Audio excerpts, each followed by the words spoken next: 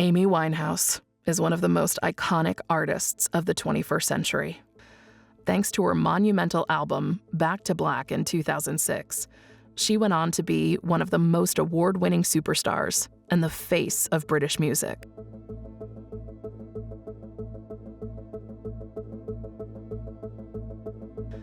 But the constant fame and attention came at a price. With a non-stop, year-in, year-out war between her and the media, Amy Winehouse found herself caught up in life-threatening addictions, Class A substance abuse, self-harm, and toxic relationships. Her drinking continued to get worse, causing her career to suffer, and causing an addiction that controlled her daily routine.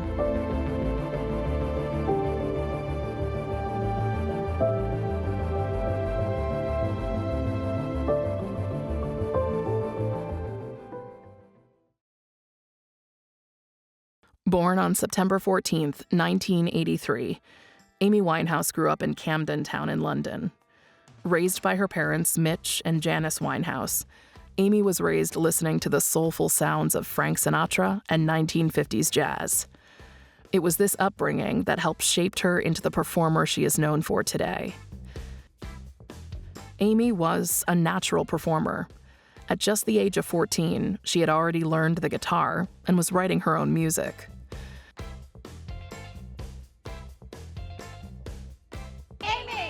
Throughout the rest of her teenage years, she developed a love for hip-hop, specifically Salt and Peppa.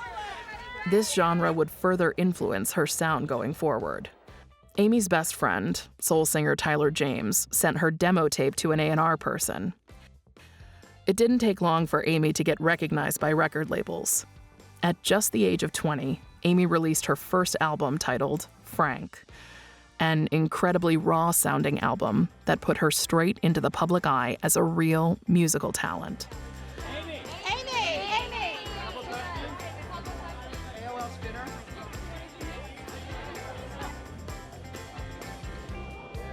Frank was a smash hit for Amy and skyrocketed up the charts. Thanks to its incredible sales and critical response, Amy went on to also win a ton of awards at events everywhere.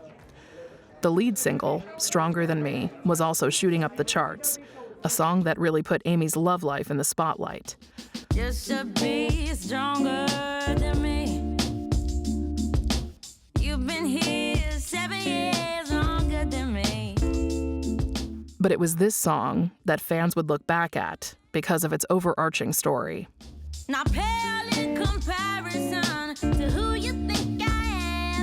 During the process of promoting Frank and attending award ceremonies, Amy loved the endless praise and attention from her new fans and the press, but stated it wasn't going to change her as a person.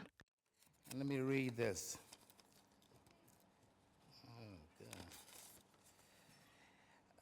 And the winner, and the song is Stronger Than Man by Amy Winehouse and Salam Remy. Let's give it up. Accepting the award is Amy Winehouse, and from EMI Music Publishing, Peter Reichart and Guy Moots. Right here. Wow. I don't believe this. Thank you, Salam. There's no picture of him, but Salam is the most inspirational producer I've ever worked with. And he has that unique skill of not just having the most appropriate beat, but also drawing the artistry out. And I guess that's the story of this song. And I want to thank EMI Music Publishing. I want to thank EMI Music Publishing and all the Nicks, and obviously Island Records, and Salam again, and Bruce Purse, who played the trumpet on the track. Thank you.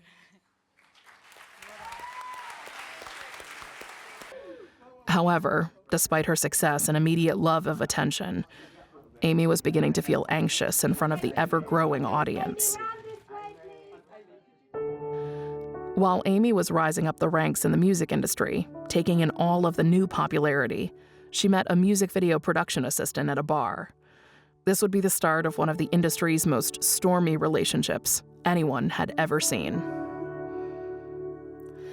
That production assistant would be none other than Blake Fielder Civil. Blake Fielder Civil was infamously the one who introduced Amy to hard drugs. He admitted that in an East London hotel room, he was smoking a 10-pound batch of heroin when he let Amy have a try. Blake and Amy had a very, very tumultuous relationship. They were so in love with each other, but it was almost like an addiction. It was up and down, up and down. They were very much addicted to each other, and drugs played a huge role in that. After a few years of focusing on her relationship with Blake, Amy took to the studio to work on her second album. Alongside this, Amy started looking at changing her image to something that was much more classical, but also helped her stand out compared to everyone else in the industry. The way I sing, my album's a straight jazz hip-hop album, and it is that because that's all the music I've ever heard coming out of me in a certain way, I guess. But, you know, I was very influenced by jazz and hip-hop from early, you know, from maybe, I mean, seriously, I mean, that I knew that it would be the direction I would follow in my life, maybe when I was 13. In contrast to her jazz-influenced former album, Amy's focus shifted to the U.S. girl groups in the 1950s and 60s. In May 2006, Amy's demo tracks such as You Know I'm No Good and Rehab appeared on Mark Ronson's New York East Village radio show. Mark Ronson would later go on to co-produce Amy's upcoming album. Meet you downstairs in the bar and her, your rolled up sleeves in your skull t-shirt. In October 2006, Amy Winehouse released her most successful album ever and one of the biggest selling albums of the 21st century, Back to Black.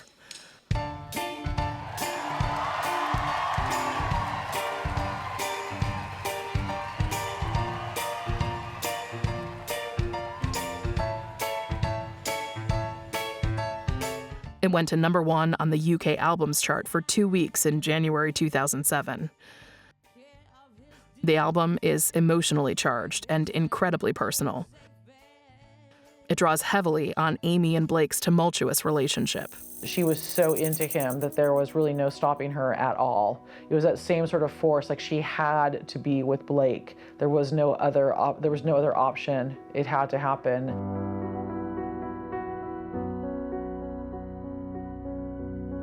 In the case of Amy Winehouse, there's always a belief and a narrative, of course with some plausibility, that her addiction and her death were really the fault of her husband, Blake, and she actually described him. She says, as a male version of me. She says, he's a male version of me, we're soulmates.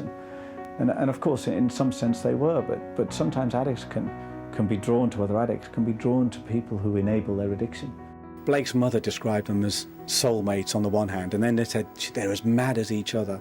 Amy described him as a male version of her. She said, he's perfect for me. And obviously what you have here is a kind of codependent relationship. And what that means is that what Amy saw in Blake was perhaps somebody who could actually understand her. And some men are incredibly good at latching onto women with problems to displace focus or having to focus on problems they themselves have. And they come across as the knight in shining armor, the man on a white steed. And the woman falls for it, you know, and she'll think, oh my God, this man understands me, he loves me, you know, he really understands what I'm going through. He's going through something similar to me. He can connect with me and I can connect with him in a way that I just can't with anyone else. And of course, she was known to carve I love Blake in glass on her stomach. Now, whether the relationship was good, bad or indifferent is not the point I'm trying to make. The point I'm making is from Amy's point of view. She saw in Blake somebody she could connect with, a soulmate, a male version of her. He saw himself to her as the one who could understand her and the one who could rescue her. But the reality was they were both on the road to ruin. Amy Winehouse's stormy relationship with Blake was the catalyst for much of her destructive behavior. During one breakup, Amy admitted to drowning her sorrows in alcohol, but she used the heartbreak as momentum for writing music. Her drug and alcohol intake increasingly affected her live performances, as she turned up to several clubs or TV performances too drunk to complete her set. Her management company suggested she enter rehab, but rather than take their advice, she dumped the management company and turned the experience into the catchiest song of her career.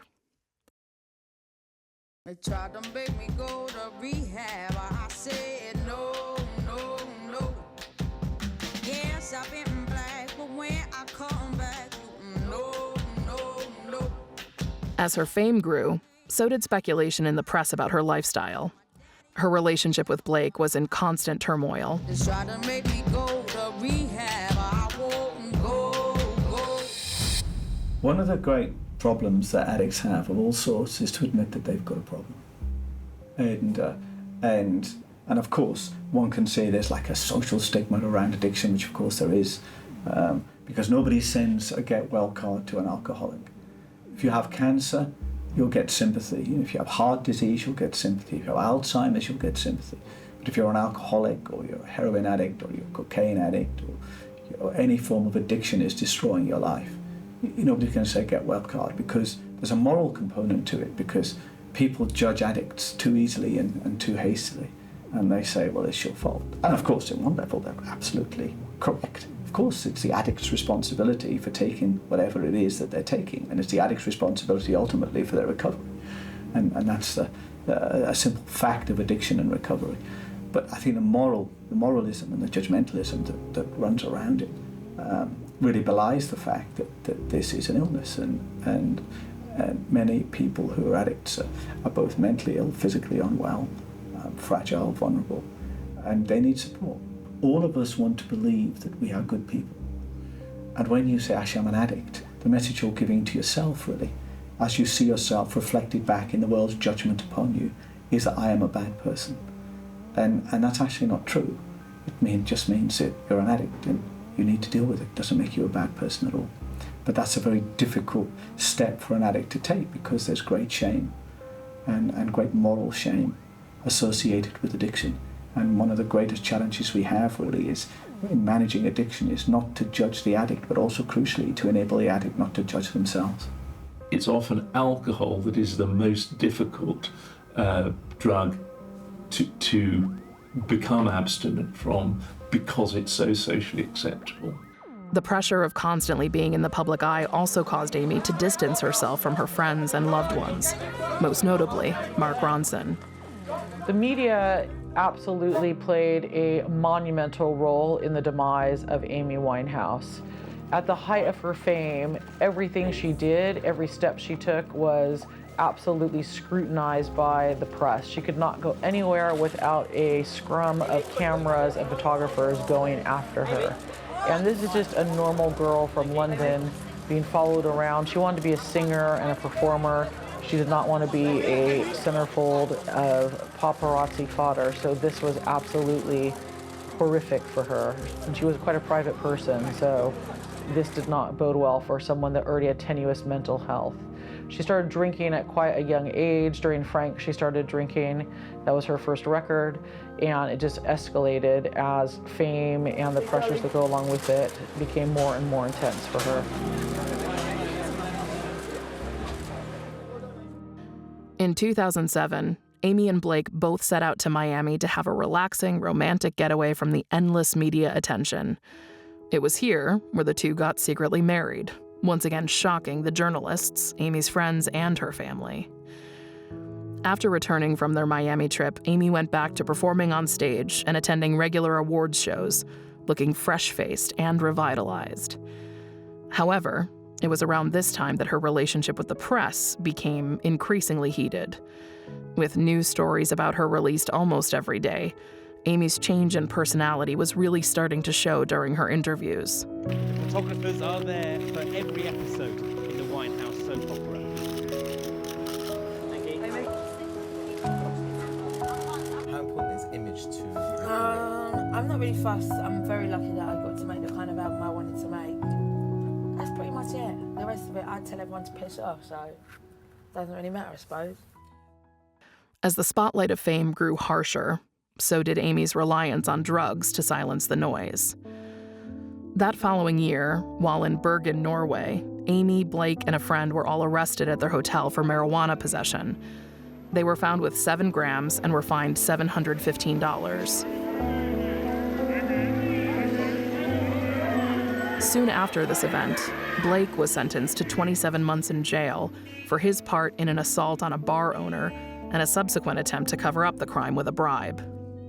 Every aspect of her life, from her leaving the house to go shopping, to her consumption of drugs, whether it was smoking crack, whether it was smoking marijuana, somehow there was always a camera of someone around to capture that, and those pictures were sold to the media. People were especially fascinated by her relationship with Blake Fielder Civil. The first time she ever used heroin was with Blake. So these things were scrutinized hugely, and again, there was always seemed to be someone with a camera around to capture these, and these pictures were worth a lot of money, the kind of cash that could change the trajectory of somebody's life if they sold the picture to the highest bidder, and there was always a highest bidder wanting to purchase these pictures of Amy. One thing it's important to remember about addicts is they're vulnerable, and often have mental health problems that run alongside the addiction. And we dismiss this vulnerability at our peril, and just because somebody's rich or just because somebody's famous doesn't make them less vulnerable. In some cases, it makes them more vulnerable. And sometimes the impulse that drives people to be rich, to be famous, to create, to become artists, to express themselves creatively is drawn from the good side, if you want, the same impulse that can take them down the root of addiction. I think people turn to drink and drugs for a variety of reasons. Sometimes just because it's fun and everybody else is doing it, and why not? I think others in more complex situations do turn to drugs, or maybe prescribe drugs to try and assist them through times of anxiety or depression. She once famously said that people will carry on using, and I will carry on using unless the pain of using is greater than the pain of not using. And that's a really interesting way of looking at it. And one thing that addicts can convince themselves is that they can't create without the drug. They can't create with alcohol. They can't create without heroin. They can't create without cocaine. But of course they can. And what happens is the further down that route they go, the less likely it is they're going to be able to retreat from it, and the more likely it is that it will take their career and perhaps ultimately take their life. Just 2 months later, after Blake's arrest, Amy was rushed to the hospital in London suffering from exhaustion, though she later admitted it was a drug overdose.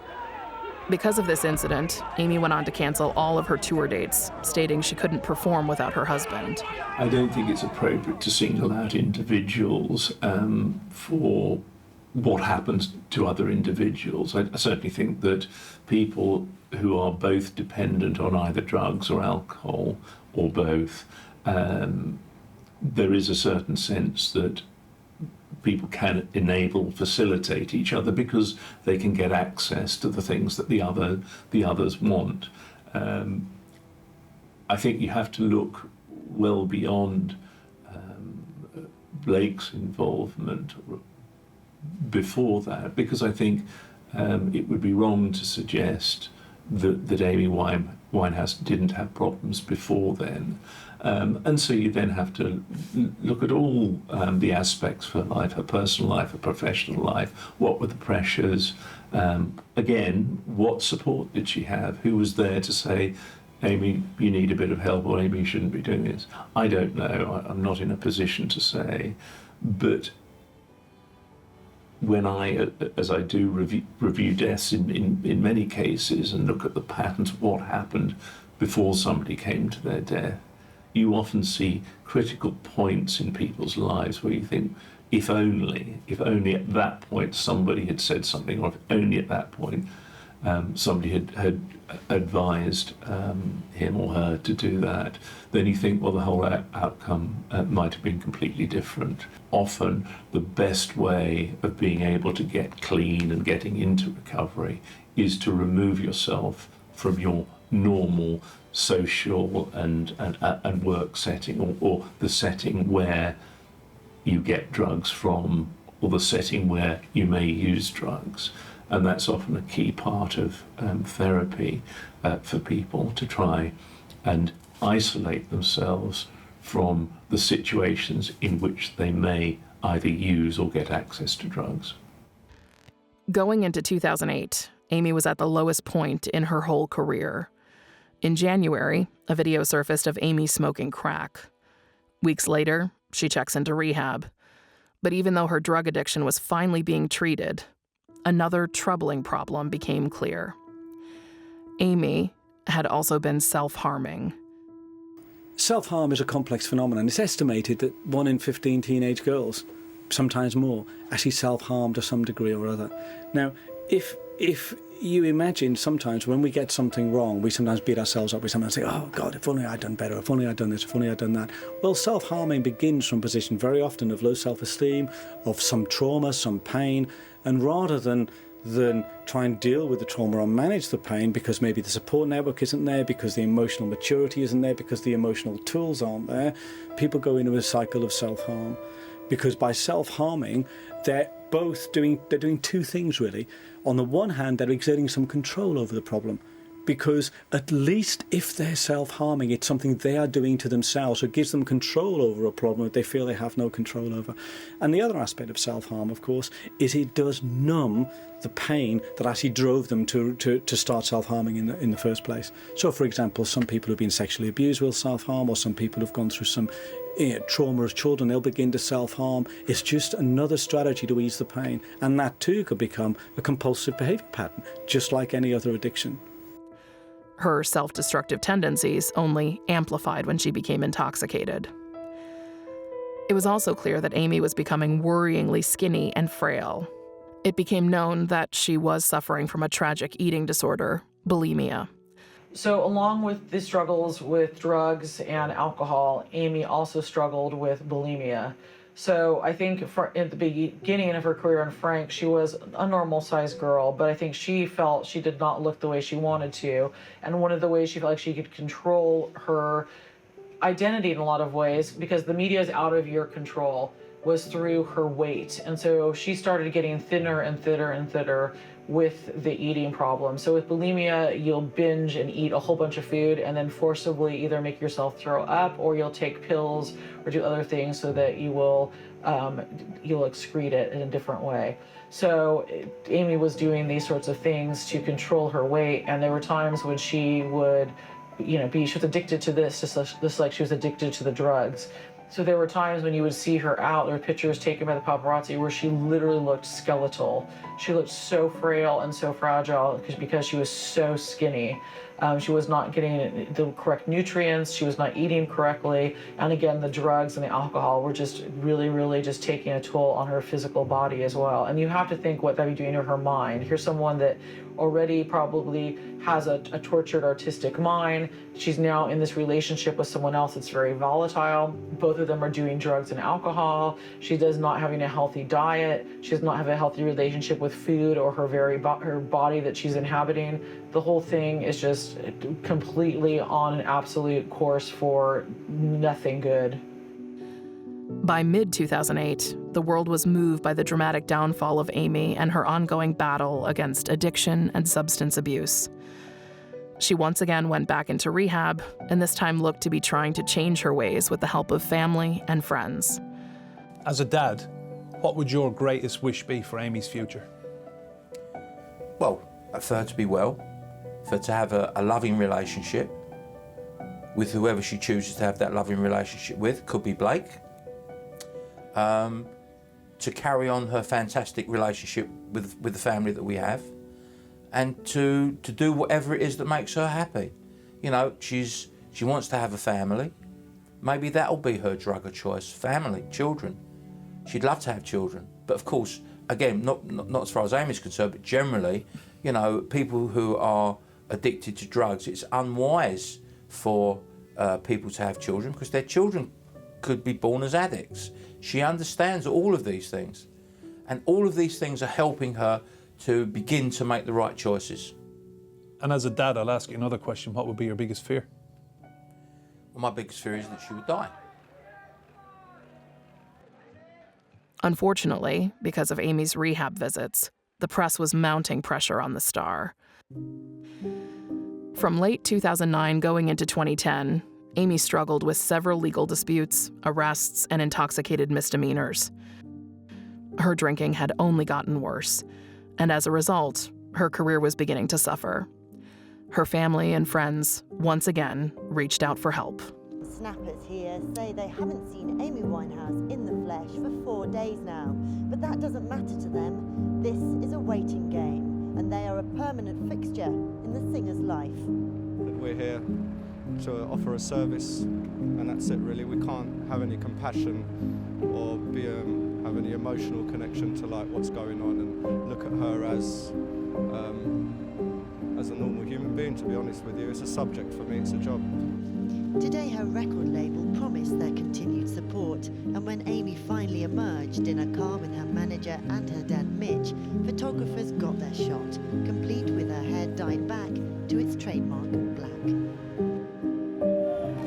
Amy Winehouse announced to the world in May 2011 that she would return to rehab to battle her crippling alcohol addiction. Just 6 days later, Amy checked herself out of the rehab facility, declaring that she had finished an assessment and was ready to go on her European tour. The tour was to be Amy's comeback, to rebuild her reputation, but it ended up doing the complete opposite. So on June 18th, 2011, Amy Winehouse does a performance in Serbia, and it is one of the most shocking and sad things that I've ever seen in my life. She cannot make it through one song. She is absolutely just, I don't know if she's drunk, if she's on drugs, a combination of both. She is slurring, she is stumbling, she's making strange movements, she's jerking all around. The crowd is booing her. It is one of the saddest things I've ever seen. You're watching someone literally collapse, their career collapsing, their mental health collapsing, and just, here's someone that has been turned into an icon in really over the course of one record, really, and you're watching all of that not crumble, but just like explode in real time as this performance is happening in front of your eyes. It is absolutely horrific. The tour turned into a nightmare. Amy was seen to barely be able to stand on stage, unable to get through a single song, and too drunk to perform. The crowd booed her off the stage, and the entire tour was canceled. This was the last time Amy would ever perform on stage. During this time, Amy's doctor, Christina Romete, had been trying to get her into psychological therapy for months. But according to Romete, Amy was opposed to any sort of psychological therapy, so they focused on her physical health. Amy was prescribed Librium to handle alcohol withdrawal and anxiety. Returning to her home in Camden, Amy Winehouse was slaughtered in the press. Endless stories about the failure of her tour, her addiction, her lack of self-control, attacking her every move. It really is tragic because you see this figure so many times over and over, this hunted by the media, especially female figure. You have Diana, you have Britney Spears. These women are pushed and pushed and pushed, and then when they finally break, the media is like, oh, we're so sorry. But they're chasing the story, and who's to blame in these situations? Is it the media? Is it the celebrity? Is it us, the fan, because we want to see the story? We almost relish to see their undoing. With Amy, she was trying very hard towards the end to change the course of her life. She was on Librium, which is supposed to help you beat alcohol addiction. She was seeking help from friends and family. She was making plans and goals for the future. I think just probably, I would guess, watching these videos, seeing how horrible she probably looked and what a low it was at that point, watching these performances in Serbia, she probably turned to the thing that she knew as a crutch all these years, to alcohol, and just had that one blip, and that was enough. And it's just so sad. Here's someone that had been fighting this for so long, and she finally is in a position where she's trying to battle back, and it does her in. It's absolutely tragic. She famously said that if you can't help yourself, no one can help you. But it's very hard to help yourself when you face a daily diet of media exposures and the people craving after like vultures, you know, picking at your wounds. And that's what the press did. That's what the public did, because the press only feeds the public what the public wants, which is to see somebody who is grand and great and successful for. How you feeling, Amy? You all right?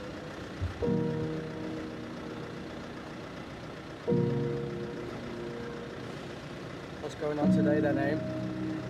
Game of football. Game of football? They're trying to say, I got a goal. What position do you play, Amy? When it comes to some of Amy's violent behaviour, you know, it's not a case of whether you can justify it or not. She's an addict. When she's an addict, when she's very, very wired at the best of times, she's always very, very passionate and very driven. But when you put the drugs inside her, you know, that behaviour becomes totally unpredictable. So yeah, she's capable of all sorts of things, you know. She slapped a photographer. I think she spat at Pippa Middleton, which is like, after the royal wedding, is equivalent of shooting Bambi, you know. It's totally socially unacceptable. Of course it's socially unacceptable. That's the sort of things that addicts do. But actually what we need to understand before we judge the person, judge the situation and assess the situation those people find themselves in. It's not a case of condoning it, but it's just a case of saying, look, you're dealing with somebody here who has a serious health problem. There's nothing really more degrading to us as a species than the spectacle of the scaffold, where people gather at the foot of the scaffold. You remember Francis Bacon's famous painting about the figures at the base of a crucifixion, that we gawp at human suffering and gain strength from it because people think, well, there you go. They thought they were so much grander than us, but look, they can fall too. Doesn't it make us feel better? Can't we sit in judgment? It's a very ugly side of human nature, and it's one really that makes us cruel and makes us hard and cold towards those who most need our support, like Amy Winehouse in her last months and weeks. Drugs of dependence are ones that A, provide people with some kind of release or pleasure from their normal day-to-day lives. And as a result of that, people want more of those drugs. Those drugs then tend to be ones that people need to take more of and take more frequently. And then what happens is that there becomes a psychological dependence on them. People want those drugs. If they don't have them, they become anxious. They need those drugs, and they miss the buzz or whatever that they get from those drugs. But then for many, and drugs such as opiates such as heroin, people develop a physical dependence, so they feel really unwell. There's lots of descriptions of how people withdraw from drugs, and people use the term cold turkey and stuff like that. It's a huge range of how people feel. If, say, for example, they're dependent on heroin and that heroin is removed from them, they don't have access to it. Some people suffer dreadfully. It's like a really, really bad flu. They may be vomiting, they may be sick, they may have a headache, they have muscle spasm and tremor. Others, it's a much lesser thing. And it's those kind of effects that are the ones that make it so difficult for people to get off them. And so the approach, often if people are physically dependent on drugs, is to give them substitutes that prevent the physical symptoms developing, but at the same time they need the psychological support to deal with the psychological issues. Some drugs, such as cocaine, don't necessarily have a physical dependence. It's an entirely psychological dependence, or predominantly psychological dependence. So each drug needs to be considered separately. But the thing is that most people who are using drugs and dependent on drugs are likely to be using more than one type of drug.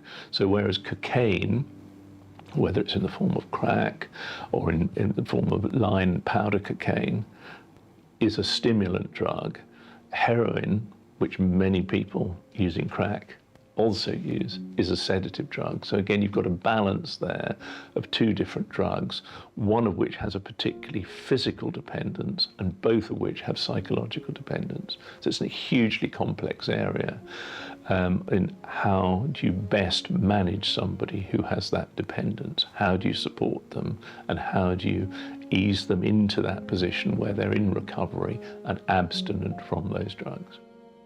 Sadly, Amy was unable to commit to sobriety. She would try to stay away from drinking for a few weeks and take her medicine as directed. But her doctor later said that she kept relapsing because she was bored and genuinely unwilling to follow the advice of doctors. The great challenge with any form of addiction is to maintain sobriety. And so with a 12-step program, for instance, the rate of recovery and maintaining sobriety doubles if people keep on going and keep on practicing the 12 steps long after the destructive addictive behavior has actually stopped. So I think that preventing relapse is a complex issue, but one of them is and the key thing really for anybody facing addiction is never to imagine that the battle is won, never to imagine that we've crossed the finish line, never to imagine that victory is eternal and immutable, because it's not. And it's never more than hour to hour, day to day, week to week, month to month. And keeping oneself grounded in that sense really is very, very important. But of course, relapse relies on a whole raft of other things. I mean, there's some studies which suggest that one of the key factors really in helping addicts recover and to maintain sobriety is finding meaning, finding purpose, and particularly finding meaningful relationships, say, with their own kids or becoming fathers or becoming mothers. And that can be an important factor really in helping sobriety and finding direction in life, thinking that one has a purpose, that there's something more for us to do other than simply to be an addict. But it's a complex issue and also it requires support. But above all, it depends more than anything, I think, on the addict keeping themselves grounded and always knowing that the next drink or the next line is only 1 second away. It's impossible to put myself in Amy's position, and I wouldn't wish to do so. All one can hope is that when she did get clean, that she found herself happier. There is an argument that many people say, well, perhaps, and I've heard certainly people who are creative give the account, I was never as creative when I was sober, when my lifestyle was more sedate. So I think there are different influences and different effects that different people will experience from going perhaps from a really rock and roll lifestyle to a more sedate and more sober one. I think for some people it may be hugely advantageous. Perhaps for others it may inhibit their creativity. I don't know. However long you've been sober, it doesn't mean that you can't suddenly lose that sobriety and collapse back into addiction. Because you've got to remember, an addict doesn't need protection from the 50th drink or the 100th line of cocaine. They need protection from the first. And when that first one is taken, then everything else snowballs.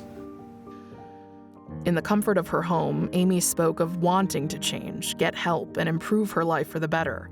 She made phone calls to her doctor, talking about wanting to change, wanting to kick her addictions for good. Unfortunately, her decision came too late. The damage had already been done. The Brit and Grammy Award-winning singer Amy Winehouse has died at her home in North London. The 27-year-old had struggled with drink and drug problems for a number of years and recently finished a rehab course. She's most famous for her album Back to Black. David Silito has this report. On July 23, 2011, Amy Winehouse was found dead by her bodyguard, Andrew Morris. The cause of death was proclaimed to be due to alcohol poisoning. The previous night, Amy and her bodyguard Andrew stayed awake until 2 a.m. watching YouTube videos of her early performances. He remembered that Amy was laughing and in good spirits during her final hours. At 10 a.m. the next morning, July 23rd, he tried to wake her up, but she appeared to still be asleep, and he wanted to let her rest. It was around 3 p.m. when Andrew realized something was wrong. Amy Winehouse had died of alcohol poisoning. In her final moments, she was alone in her bed with empty vodka bottles scattered on the floor beside her. The coroner came back with the results that it was alcohol poisoning that killed Amy Winehouse. And although Amy had been a heavy drinker for a large portion of her life, because when she came back from Serbia, she had a period of abstinence where she cleaned up and went cold turkey on the booze. Just that one night of drinking vodka was enough to kill her because her body just could not take it anymore, especially after the shock of such a large amount of alcohol after not having any for such a longish period of time. It probably one of the longer periods of time she'd not had any alcohol for many, many months. So it shocked her body, and that is what eventually made her pass away. Somebody who's been abstinent from alcohol for a period of time and who goes back to drinking at pretty much the same levels they were when just before they became abstinent is at real risk of harm to themselves, because they may well be at risk of either cardiorespiratory arrest as a result of acute intoxication from alcohol, affecting either the heart or the lungs or the breathing centre, the respiratory centre. But the other thing is that if you are relatively very intoxicated, you may, for example, fall into a position where you can't breathe properly, so you may fall forward, perhaps onto a bed, your head down onto a pillow, and you can't breathe effectively. And so they're a mixture of not only your position, but the acute effects of alcohol could render you in a position that you could die from that. And that may be the kind of thing that happened to Amy Winehouse. Amy Winehouse's death really is a typical cycle of somebody who's battling addiction in its latter stages, because she would go through periods of sobriety, then she would relapse, then she'd go through sobriety again. Her doctor was treating her with benzodiazepines, I believe with Librium, which is a benzodiazepine which helps manage withdrawal. But of course it wasn't enough, and on the night of her death I think she was found with 3 empty bottles of vodka, and I think the coroner recorded a verdict of death by alcohol poisoning, I believe, and her death is really a tragedy because it mirrors so many deaths of people who simply can't quite get on top of their addiction. And I think her famous last concert, I believe, where she was completely intoxicated on stage, unable to perform, she was booed off stage, and again, this is what people expect of celebrities. There's a real morality tale here, because the crowd is saying, come on, perform, sing this great music, but actually she is a vulnerable human being who is in fact dying. She is slowly committing a slow, inexorable suicide in front of an audience, and all they can do is boo because she's not performing, she's not doing what they're paying her to do. And this is where really we need to understand that even people who are successful, even people who are in the public eye, they're wealthy, they're rich, they're famous, they appear to have everything that anybody could ever want, and the freedom to come and go as they please, celebrated wherever they go, are extraordinarily vulnerable, and we need to see them first of all as human beings, to enable them to also see themselves as human beings, and to see themselves as addicts, and to see themselves as ordinary people, not as extraordinary in any way, shape or form. And that really is a key step to sobriety. Fans, well-wishers and curious onlookers soon began to gather. I just felt drawn to come. I wanted to be hopefully where some other people would be who liked her music. She had such a signature look and style, and I think she will be iconic in years and years to come. If we had Amy Winehouse still now, with the vocabulary we have now to talk about mental health and addiction, I think it'd be a much different situation than we had then when Amy Winehouse is around. That much has changed in a decade. Ladies and gentlemen, thank you very much for your time. I'd just like to give a short statement about today's events. Please were called by the London Ambulance Service to a house in Camden Square, Northwest 1, shortly before 16:05 hours today. Following reports of a woman found deceased. On arrival, officers found the body of a 27-year-old female who was pronounced dead at the scene. Next of kin have been informed and I can confirm that the deceased is Amy Winehouse. I would urge media to avoid speculation that might cause further distress to Ms. Winehouse's family at this difficult time. Amy's family released the statement because they wanted to put paid to rumours that she died of a drug overdose. Speculation since her death hasn't stopped, and they wanted to put that part of her to rest. Drugs will always be synonymous with her life, but now not her death.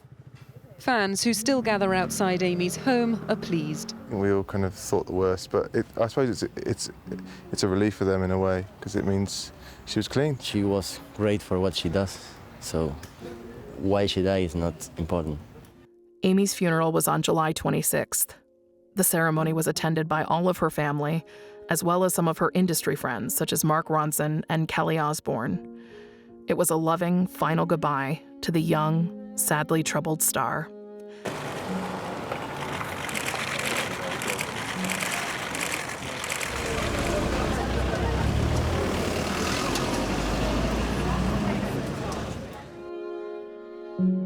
I picked up the phone, and Andrew was crying, and he said, you got to come home. I said, is she dead? He said, yeah, Amy's dead. Not long after Amy's funeral, the media went looking for who was to blame for Amy's death and turned their attention to her ex-husband, Blake Fielder Civil. The drug thing is something that has been attributed to me for years. The fact me and Amy only used drugs together maybe 6 months of our marriage. That was it, and before that, Amy didn't use drugs, she smoked cannabis.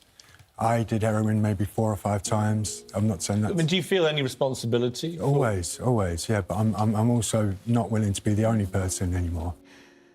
Amy's legacy will forever be remembered. Despite making the headlines everywhere for her troubled relationships and her dependency on alcohol and drugs, it was her music that helped her stand out and relate to audiences all over the world.